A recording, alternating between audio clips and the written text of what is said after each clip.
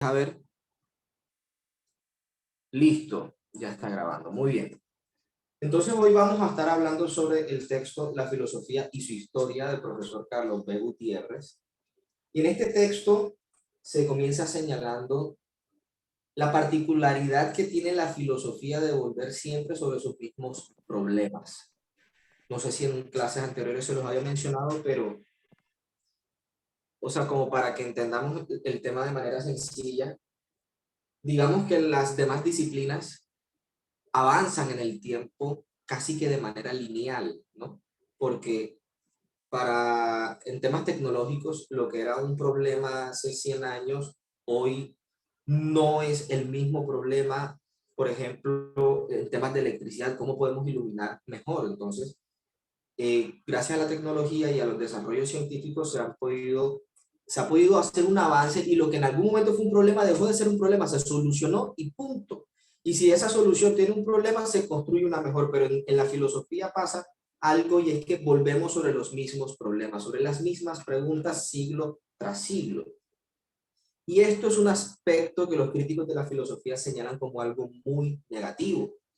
Lo que podríamos preguntarnos es, ¿realmente es una debilidad de la filosofía el hecho de volver siempre sobre sus mismos problemas? ¿Acaso uno como ser humano soluciona sus problemas así de manera lineal, lo superé y punto y voy para adelante? ¿O será que uno nunca vuelve sobre las mismas cosas, los mismos lugares, etcétera? Entonces, esta situación de la filosofía nos hace ver que esa relación con su propia historia es muy importante, porque así podemos conocer mejor el contexto y las situaciones que enfrentaron los autores y también los problemas filosóficos en el momento en el que se plantearon, o ver incluso qué impactos han causado esas posibles soluciones temporales en épocas a futuro. Bueno, de tal manera que podríamos decir que no se podría estudiar filosofía si no se conoce la historia de la filosofía. O sea, es un asunto que va de la mano. Historia de la relación. Así comienza como el desarrollo del texto del profesor Gutiérrez. Y pues según el autor, la filosofía es descalificada o es desestimada al momento de comparar lo extenso de su historia filosófica con sus aparentes pocos resultados. Y obviamente esto siempre en comparación con los resultados y avances de la ciencia. Tanto así que hemos visto a los más grandes científicos de los últimos tiempos considerar que ya la filosofía no tiene ni siquiera utilidad para responder a las cuestiones prácticas de la vida.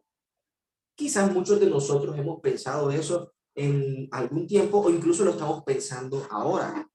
Y pensar así puede ser válido de alguna manera, pero hay que revisar si en realidad la filosofía ha perdido esa importancia, si ya no tiene esa pertinencia, y si solamente todo encuentra respuesta y solución en la ciencia. Entonces, para poder hacer ese tipo de aseveraciones y tener certeza de lo que se está diciendo, hay que hacer una revisión, y eso ya es un ejercicio filosófico, el hecho de revisar el argumento y ver el trasfondo de una frase como esa. Entonces vamos a mirar qué dice Carlos B. Gutiérrez.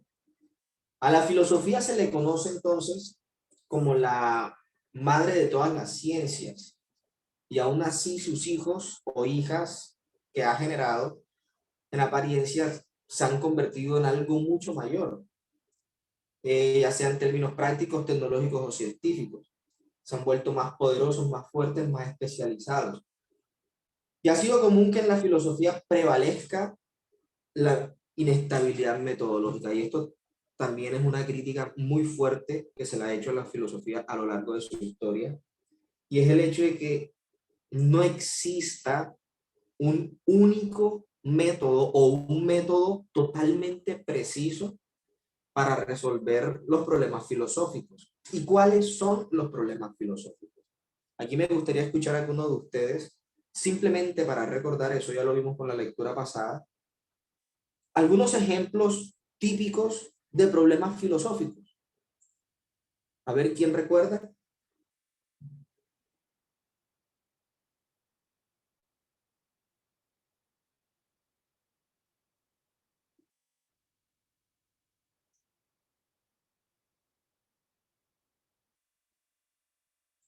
A ver, la clase no puede terminar aquí.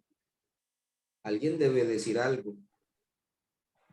Los problemas filosóficos no eran lo de las preguntas que usted nos hizo que formuláramos. Problemas filosóficos, o sea, como preguntas que no se han podido resolver del todo, pero que son muy importantes en la vida de la sociedad. Ah, yo recuerdo que mencionábamos qué es lo correcto, si existe la justicia, etcétera. Eso no. Exactamente. ¿Qué es justicia? ¿Quién soy yo? ¿Qué es, qué es libertad? ¿Cómo se debe dar la libertad? ¿Debe tener límites la libertad? Y así podemos hacer muchas preguntas más. ¿Qué es el ser humano? ¿Qué tipo de responsabilidad debe tener el ser humano? ¿Cómo se ejerce el poder? ¿Qué es el poder? ¿Cómo funciona el poder? Entonces miren que sobre un mismo tema uno puede hacer millones de preguntas y cada pregunta apunta a una dirección distinta. Cada pregunta conlleva una reflexión diferente y el tema que yo quiero que observemos aquí no es tanto la dificultad de tener un método para responder una de estas preguntas, sino que quiero que miremos el impacto que puede generar en el mundo y en la vida de nosotros el tipo de respuestas que se le dan a estas preguntas y que se toman como ciertas o como modelos o como ideas que ya están insertadas en los sistemas sociales. Por ejemplo, una idea, una idea filosófica, por ejemplo, el tema de la modernidad, la filosofía cartesiana, con esto de pensar que el ser humano ya no es un animal, porque en Aristóteles y en toda la tradición aristotélica y medieval se consideraba al ser humano como un animal social, ¿sí? Un animal superior porque es racional, porque tiene lenguaje, porque piensa, porque tiene voluntad, pero indiscutiblemente animal, o sea, sigue siendo parte de los animales, pero es superior. En el caso de Descartes, el ser humano es tan distinto al animal que ni siquiera es animal. O sea, lo que hace a esta cosa que nosotros llamamos ser humano es su mente, no su cuerpo. ¿Ya? Entonces, con el cartesianismo hay una separación del cuerpo y la mente, por eso se habla del dualismo cartesiano. Y si avanzamos en la historia de la filosofía, vamos a ver otros autores que llegan a tomar como ese principio cartesiano y lo hacen evolucionar. Por ejemplo, bueno, saltando mucho más en la historia y llegando casi ya a la mediados de la Segunda Guerra Mundial, el filósofo alemán Martin Heidegger que decía que el ser humano es un formador de mundo y los animales son pobres de mundo. Y cosas como las piedras son carentes de mundo. Entonces, hay una ¿cómo es? Categorización del ser en torno a su relación con el mundo. Y surge la noción de ser y ente. ¿Qué quiere decir todo esto de lo que estoy hablando? Que para la Segunda Guerra Mundial, este filósofo que es considerado uno de los más grandes de los últimos siglos, de la filosofía contemporánea, uno de los más influyentes, ha considerado que el ser humano es formador de mundo, es decir, que genera mundo, construye, define y determina las condiciones en las que se puede desarrollar la vida. Puede transformar la naturaleza, puede transformar su propia naturaleza, porque entonces es capaz de moldear. Usando como un lenguaje mítico, es como decir que el ser humano es un dios creador, ¿ya? Es un semidios creador y su creación está precisamente en tomar este mundo que ha recibido a través de los sentidos, a través de la experiencia y someterlo a su voluntad. Algo parecido decía Kant de la mente humana, que era la razón quien debía dominar a la naturaleza y no la naturaleza dominar a la razón. O sea que si antes a nivel científico era imposible hacer que agua de un río o de un lago llegara a otra parte, pues gracias a la ciencia y la tecnología por medio del desarrollo de la razón humana, entonces ya es la mente humana doblegando a la naturaleza para hacer que ese agua que naturalmente está allá llegue acá, cosa que naturalmente sería imposible, por sí solo no pasaría. Entonces, entendiendo eso, vemos una relación, una forma de cómo eso impacta el desarrollo de las sociedades.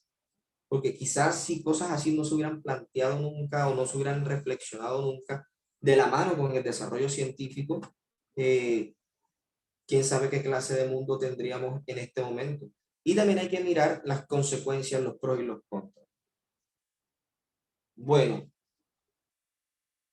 entonces, esta carencia de metodología es señalada como algo negativo de la filosofía, pero al mismo tiempo vamos a ver que el pensar filosófico es una cuestión tan abstracta que no es posible establecer un único método, porque si establecemos un método para pensar críticamente y decirte, mira, esta es la fórmula para resolver todos los problemas, como qué es el ser humano, qué es la libertad, qué clase de responsabilidad debemos tener con los animales, cuál es la relación que debemos tener con el mundo, la naturaleza o la vida, qué es bueno, qué es malo, cosas así. Si le ponemos un método se volvería algo dogmático. Algo dogmático en el sentido de que si llegas a pensar diferente, entonces estás pensando erróneamente, porque no estás siguiendo el método. Y lo que ha demostrado la filosofía precisamente contra los sistemas políticos y contra los sistemas religiosos dominantes, totalitarios, es que el pensamiento crítico siempre le está buscando la salida al método. ¿Cómo así? Usando un término muy de ahora, muy posmoderno, la filosofía siempre está deconstruyendo las formas. ¿Qué es deconstruir? Es como destruir y construir. Lo desarmo y lo armo de otra forma. Le busco otras maneras o trato de ir más allá de lo que no se ha planteado o de lo que no ha sido permitido. Entonces, vemos que esa carencia de método en realidad es una fortaleza de la filosofía y ahí vamos a ver entonces que pensar filosóficamente y pensar críticamente va más allá de simplemente conocer una fórmula para resolver un problema. Y además que ya sabemos que no todos los problemas se pueden resolver de la misma manera. Hay problemas científicos cuya mejor respuesta es así como se realiza y venir a filosofar quizás a dar una argumentación, qué sé yo, sobre las partículas de una célula, no sé, no llegaría a ninguna parte, o cómo voy a filosofar durante una operación, una cirugía. Entonces, cada ciencia, cada disciplina tiene su enorme grado de importancia en la sociedad, tiene su objetivo, tiene su propósito, tiene una funcionalidad, tiene una utilidad que también se presta al mercado y ese es el concepto que ha dominado en las ciencias y en la educación, el concepto mercantilista. Entonces, por eso no se ha cumplido la visión cartesiana de generar que, o sea, de una modernidad donde el conocimiento de la medicina podría erradicar las enfermedades, sino que vemos que hay una mercantilización de la salud, hay una mercantilización de la educación, de las disciplinas. Entonces, cada cosa tiene una utilidad dependiendo del enfoque con el que se trabaja a nivel político y social. En este caso, se ha desvirtuado la filosofía diciendo que no tiene ninguna utilidad porque es como que difícil vender y difícil comerciar y generar riquezas con filosofía. Parece ser que el objetivo de la filosofía y su dinámica puede ser un poco diferente y eso no quiere decir que esta disciplina tampoco genere ingresos como tal o no sirva para eso. Eso ya es otro tema. Y lo que vemos es que cada conocimiento se aplica dentro de un área específica. Por lo tanto, hay cosas de una disciplina que hay problemas que si se responden con una disciplina que no es acertada, que no es la adecuada, quizás podemos empeorar la situación, ¿sí? Como por ejemplo tratar de abordar los problemas emocionales, las enfermedades mentales desde disciplinas que no están realmente a la altura del problema. Y quizás no haya unas soluciones definitivas, pero seguramente habrán ciencias y disciplinas que puedan ofrecer alternativas más sanas, menos peligrosas o más adecuadas para las personas. Así mismo pasa con los problemas filosóficos. A veces no es correcto tratar de resolver un problema filosófico desde una disciplina que no sea la filosofía misma. Y la filosofía misma es un arte que toma años practicar, así como las carreras que ustedes estudian, como cuando uno también hace ejercicio. Es cuestión de práctica, de dedicación, y uno piensa todos los días, entonces ya por lo menos ahí uno tiene como un piloto automático, uno todo el tiempo está pensando, solamente que hay que ver que hay grados, distintos grados de pensamiento. Bueno, el autor Carlos B. Gutiérrez recomienda que analicemos la relación entre filosofía e historia para comprender por qué los problemas propios de la filosofía nunca han sido resueltos y por qué no podrían ser resueltos en su totalidad. Y voy a leerles aquí un fragmento del texto, un fragmento como de media página. Dice: la relación de la filosofía con su historia tiene una historia cambiante. El esfuerzo teórico de los filósofos griegos se entendió inicialmente a sí mismo como actualización de posiciones precedentes. El alcance de la teoría de las ideas salió a relucir en la crítica de Platón a los pensadores presocráticos, en tanto que la metafísica de Aristóteles acendraó sus conceptos valiéndose de una historia ordenada de los problemas. Actualizar posiciones precedentes fue ganando luego la forma de comentarios e interpretaciones de textos clásicos, ejercicio que bajo el cristianismo terminó convertido en escolástica. Hasta que el cultivo de la pertenencia a la historia se vio finalmente abolido con el advenimiento de la modernidad, la actitud moderna se perfiló en el momento en el que al cabo de tanto Aristóteles dixit, eso quiere decir Aristóteles dijo, espíritus renacentistas ávidos de descubrimiento asumieron que la verdad era hija del tiempo y no de la autoridad. ¿Por qué están haciendo esta aclaración? Si estamos prestando atención, debemos entender que para la época medieval, en la época en la que René Descartes aparece, seguramente ustedes han escuchado a este personaje, conocido como el padre de la modernidad. René Descartes aparece en un mundo donde los temas científicos, los temas morales y filosóficos tenían respuesta según la autoridad que lo decía. Entonces, fuera el papa, fuera el rey, fuera algún sacerdote de la iglesia, alguna autoridad de esa clase, si eso no lo había dicho él, entonces eso no era cierto. Entonces, aquí lo que nos están diciendo es que la actitud moderna, o sea, ya en la modernidad, se asume que ya la verdad no está en la autoridad, sino que es hija del tiempo. Y sigo con la lectura aquí. No de la autoridad. Ciertos de saber más que los antiguos, porque el paso del tiempo les había enriquecido con muchas experiencias que estos no tuvieron. Con la certeza de la incomparable superioridad de lo actual sobre lo pasado, la continuidad de la historia quedó en entredicho ideológico. Entonces, fíjense que se establece una superioridad de lo actual sobre lo pasado. Entonces, lo viejo deja de servir, lo nuevo es lo que funciona. Ojo con ese, que ese concepto es clave para las evaluaciones que vienen. A partir de entonces, la historia dejó de ser la maestra de la vida para una conciencia cada vez más desentendida del pasado, desacreditado ahora como fase oscura e impropia de la humanidad. Para una conciencia que en plan de progreso pasó a vivir el presente como delgado tabique que atraviesa a cada instante con la energía fija en el porvenir. Es decir, lo pasado, pasado está, lo que importa es ahora y hacia dónde vamos.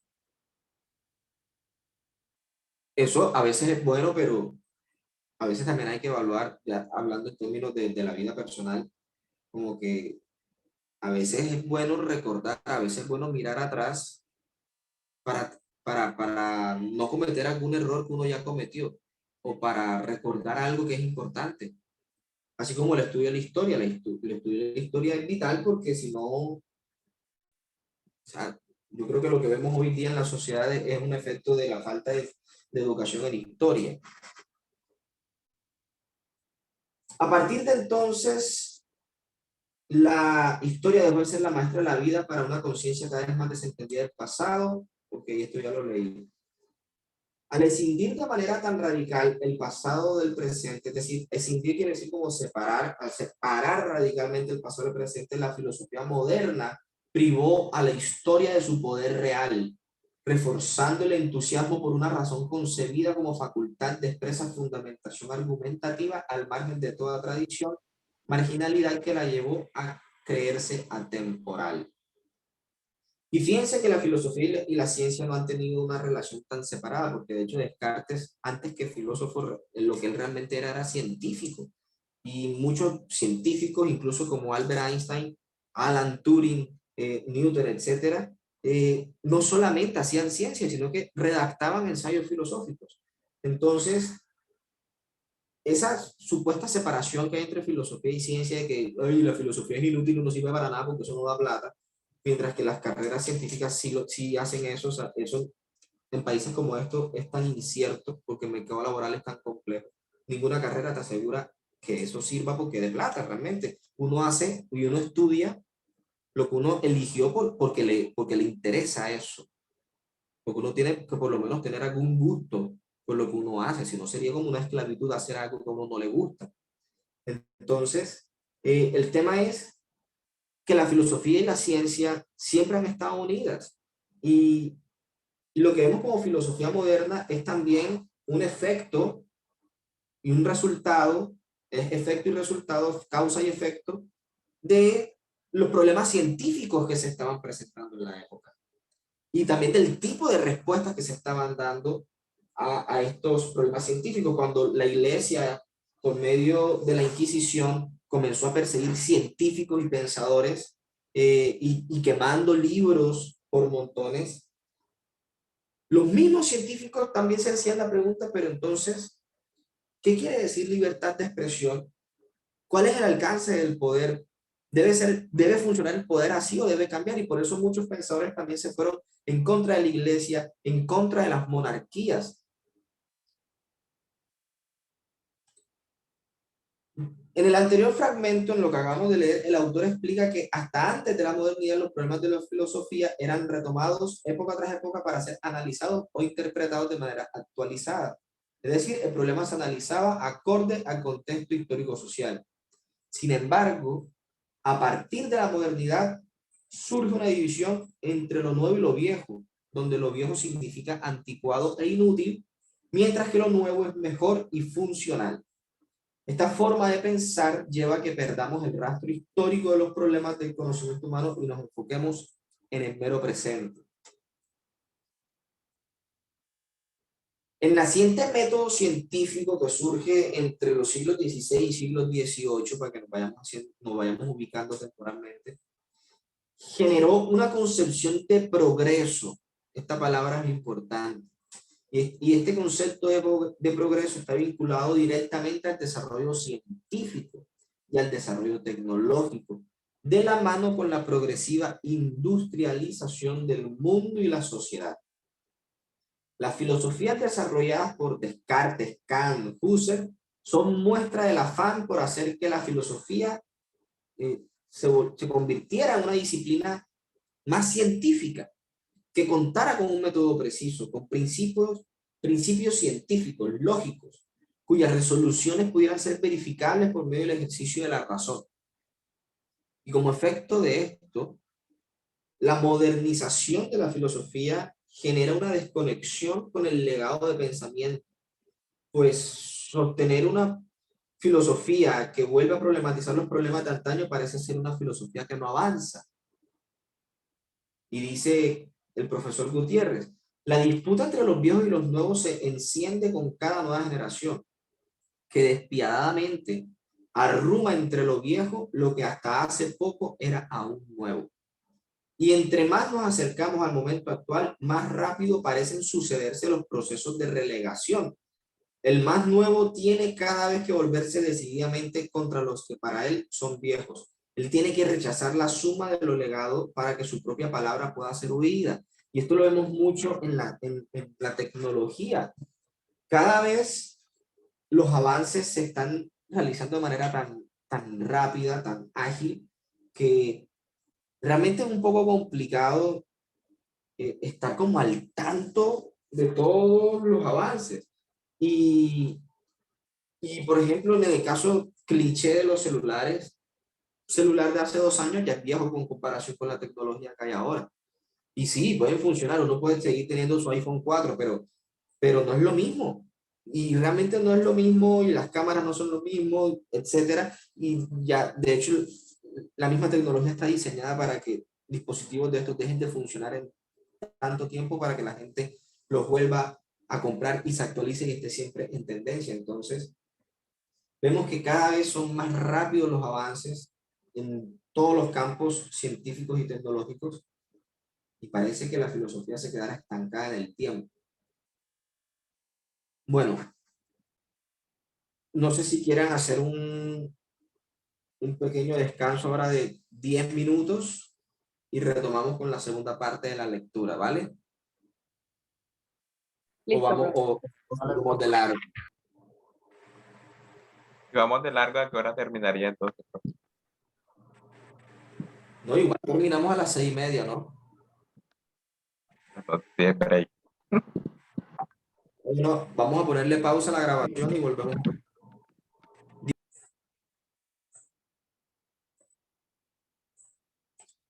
Muy bien, entonces continuamos con la lectura. Llegamos a una sección que se titula El carácter imprescindible de su historia en la filosofía. Mientras que el espíritu de la modernidad considera que la filosofía tiene una gran debilidad por carecer de un método específico, que era lo que veníamos discutiendo, y que no había sido capaz de superar sus problemas porque siempre volvía sobre lo mismo. Estas carencias son vistas por el autor como fortalezas, son como la esencia misma de la filosofía. Es decir, no tiene por qué ser precisa y acabada, sino mantenerse inestable. Y dice el autor, las múltiples respuestas a la pregunta ¿para qué la filosofía muestran la capacidad regenerativa de un saber no definitivo, que vuelve siempre sobre sus fundamentos históricos conceptuales? Esto quiere decir que la filosofía se reinterpreta a sí misma. Entonces miren que aquí cambia la manera de concebir la inestabilidad filosófica. Porque mientras para la ciencia es una debilidad, este autor nos muestra que eso constituye la esencia de la filosofía, la cual tiene una capacidad regenerativa y se regenera a sí misma. Se reinterpreta una y otra vez. Y eso le permite también tener versatilidad.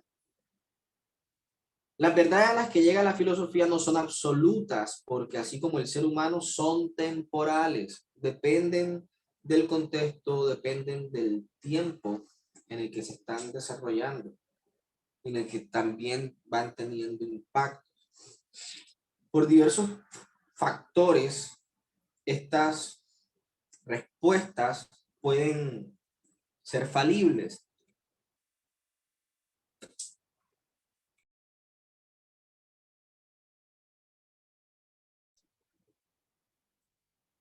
Como que la señal. Entonces, vemos que estas verdades pueden ser incompletas y pueden ser modificables. Por ejemplo, en los diálogos platónicos vemos que Sócrates y los demás filósofos y sofistas de la época debatían sobre lo justo, ¿sí? ¿Qué se debe hacer ante una situación de corrupción, por ejemplo? ¿Qué es la justicia? ¿Qué es lo bueno? ¿A qué le debe prestar atención uno? ¿De quién debe aprender uno? ¿Hay que tener en cuenta la opinión de la multitud o es mejor tener en cuenta la opinión de los expertos, de la gente sabia o de la gente vulgar? ¿A quién hay que admirar? ¿A la gente vulgar o a la gente sabia? Entonces, eso también conllevaba a pensar un cómo se debe vivir la vida, cuáles son los tipos de vida que hay y cuál sería como el mejor, ¿no? O sea, cómo llegar como a la cúspide del desarrollo personal y en general de la vida, porque recordemos que estos filósofos de la antigüedad todos tenían una situación financiera, pues, digamos que ideal. Entonces, es lo que todos quisiéramos en de alguna manera tener, o sea, una tranquilidad material, en el sentido de que lo material ya no se vuelve un problema y no nos angustie, ya seamos multimillonarios o no, pero que lo material no nos angustie y que podamos dedicar tiempo, fuerza y energía a pensar y a resolver estas cosas que tienen que ver con la manera en que vivimos, es decir, vivir reflexionando para que vayamos entendiendo qué es la filosofía y cómo podemos convivir con ella siendo personas no filósofas. Simplemente es reflexionar sobre lo que uno hace constantemente. Vemos que todas estas discusiones, desde los sofistas, desde Sócrates y los demás personajes que aparecen en los diálogos platónicos,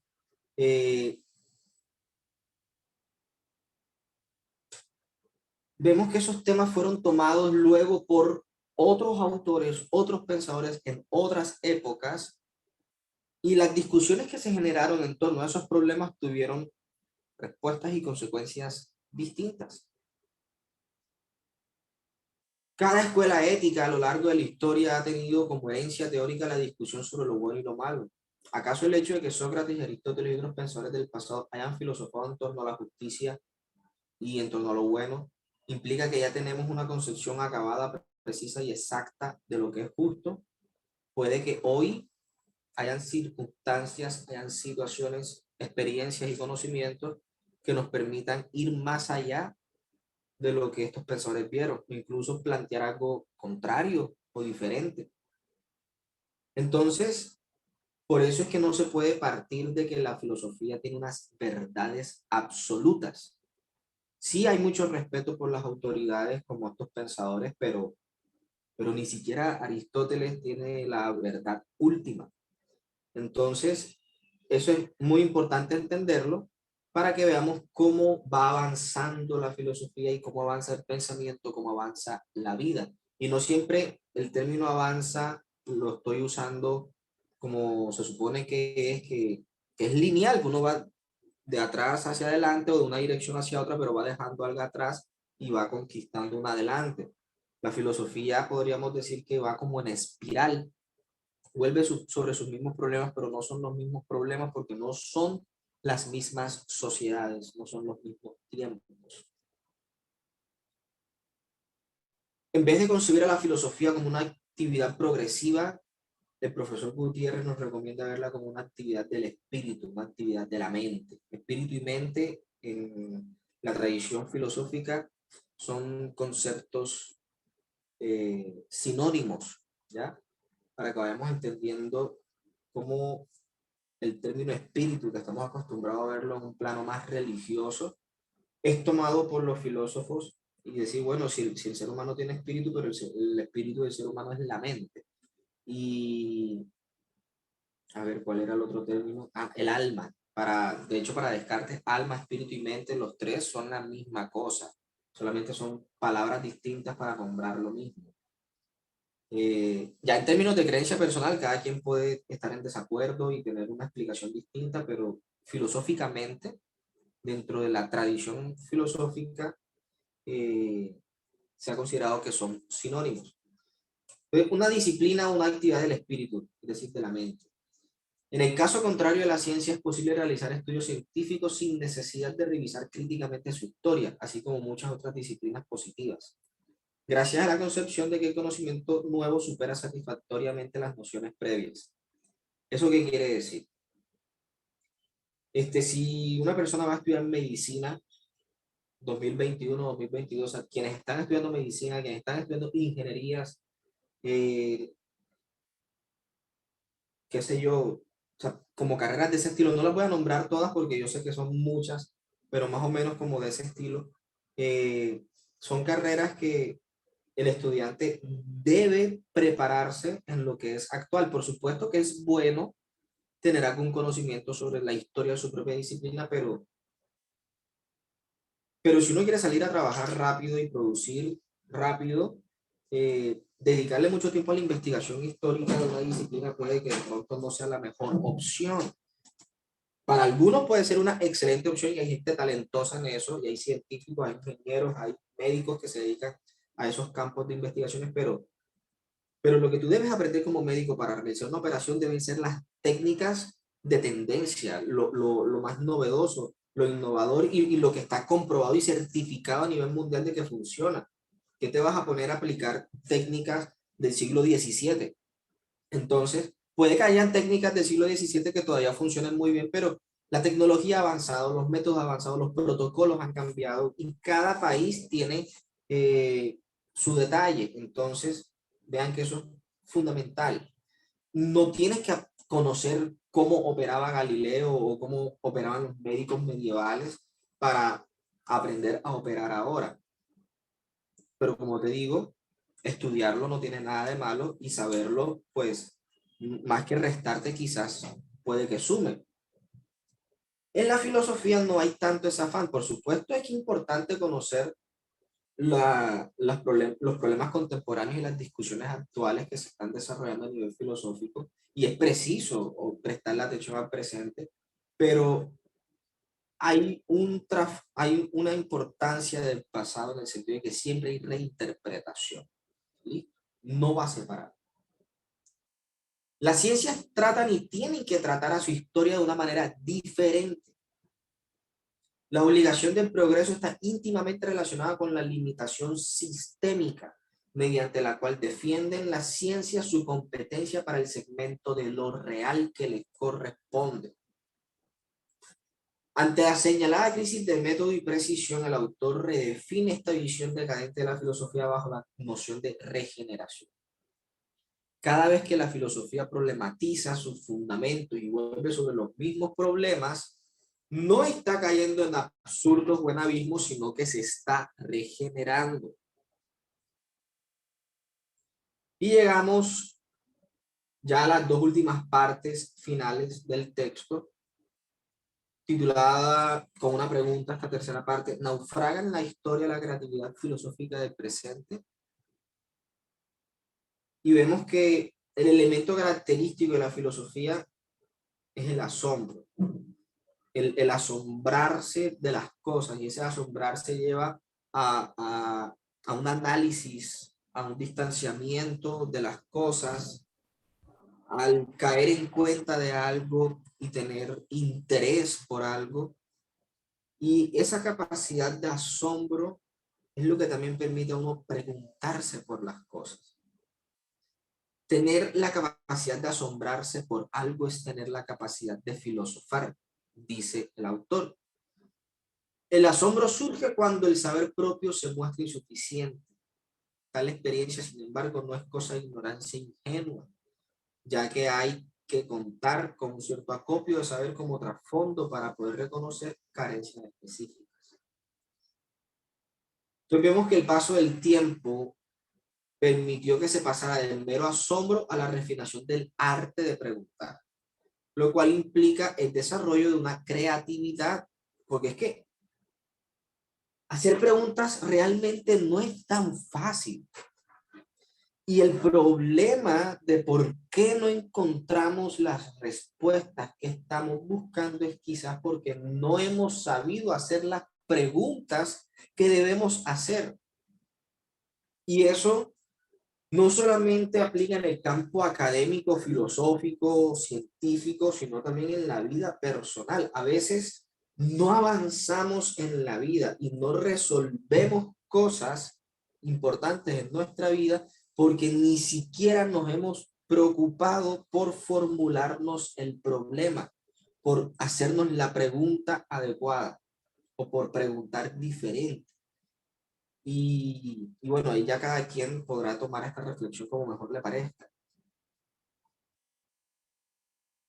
Les iba a leer esta parte, estoy buscando. Ok, entonces la creatividad en el arte del preguntar es muy importante. Y esta creatividad para preguntar no quiere decir solamente preguntar lo mismo de otra manera, sino para mostrar aquello que en algún momento no había sido pensado con profundidad. Por eso es importante aprender a hacer preguntas. La revisión constante de problemas y preguntas del pasado, la lectura de textos pretéritos implican el fenómeno de la comprensión, lo cual no significa abarcar la totalidad de significancia de un texto o problema, sino dejar hablar al texto a través de un lenguaje que actualiza la pregunta y acerca al autor y el lector.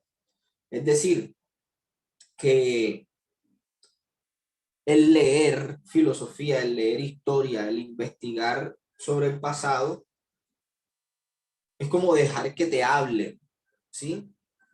Y cuando tú tienes esta concepción de que leer es como dejar que le hablen a uno, que es lo que dice Gadamer en sus conferencias de hermenéutica, leer es dejar que le hablen a uno, es cuando tú escuchas a alguien, tú prestas atención.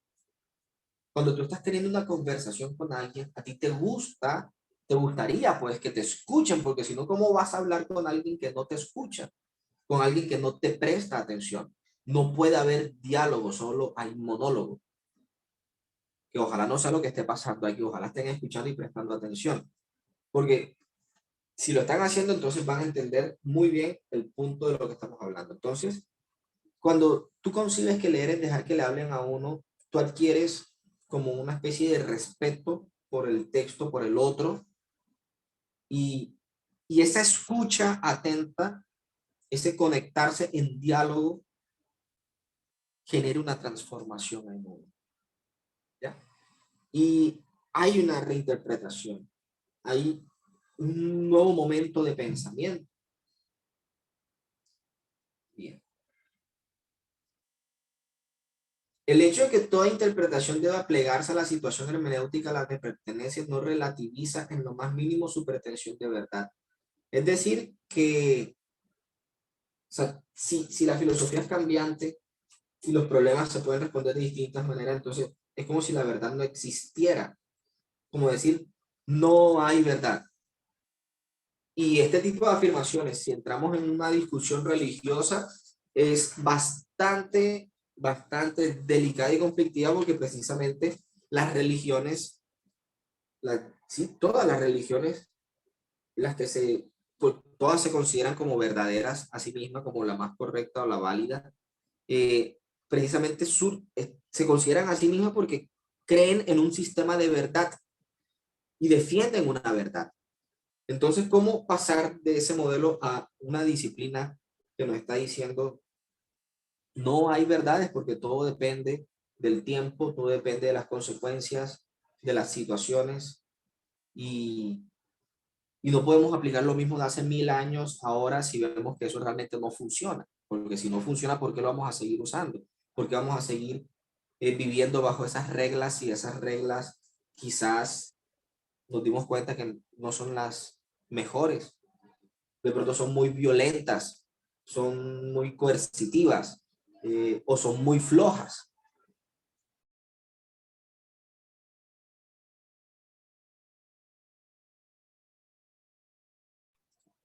Son muy permisivas. Entonces vemos que esa inestabilidad de la verdad y de lo absoluto ha permitido que incluso en áreas como las leyes se puedan cambiar leyes para el beneficio de la población, para el beneficio de la sociedad.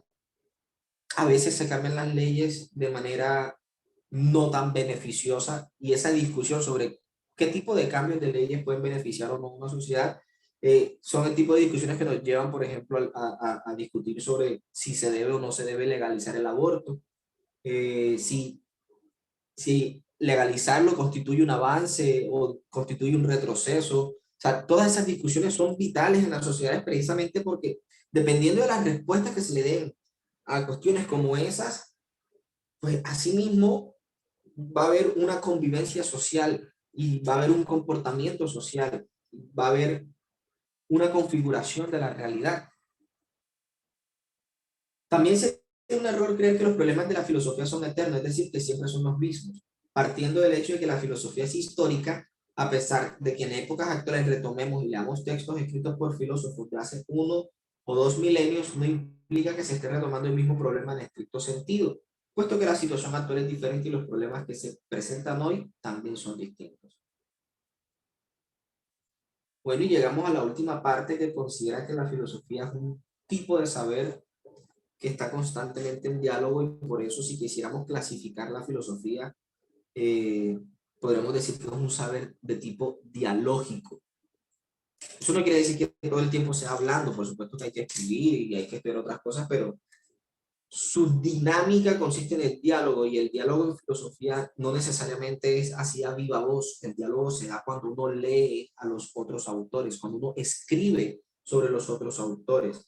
Y por supuesto, tiene que ver mucho con el hablar, cuando tú hablas con otras personas, cuando reflexionan sobre un tema, cuando están discutiendo sobre un tema, ahí se está dando el saber dialógico de la filosofía. Entonces, bueno, eh, esa sería como la explicación de la lectura. Un momentito por acá, una cosa. Okay. Vamos a ver las actividades del día de hoy para que vayamos poniéndonos al tanto. La próxima semana voy a publicar la lista de notas, de todas las notas que se van a tomar, y voy a ir revisando lo que ya han hecho. Quien no sepa qué hay que hacer, pues me puede escribir para ponerlo al día, para ponerlo al tanto. Y bueno, aquí dice, bueno, después de la explicación, responde a las siguientes preguntas en un comentario público. Explique por qué la filosofía no resuelve sus problemas. ¿En qué consiste el concepto de regeneración expuesto por Gutiérrez? Bueno, aquí dice entregar el ejercicio más tarde el 4 de febrero, pero lo vamos a poner para el próximo miércoles porque es esa fecha vieja. Ahorita que el internet me deje, voy a cambiarlo. Y, y por último, responde el formulario de comprobación de lectura 1. Aquí tienen un formulario de Google, un formulario de Google. Bueno, ahora no me deja abrirlo, pero ahí están unas cuantas preguntas.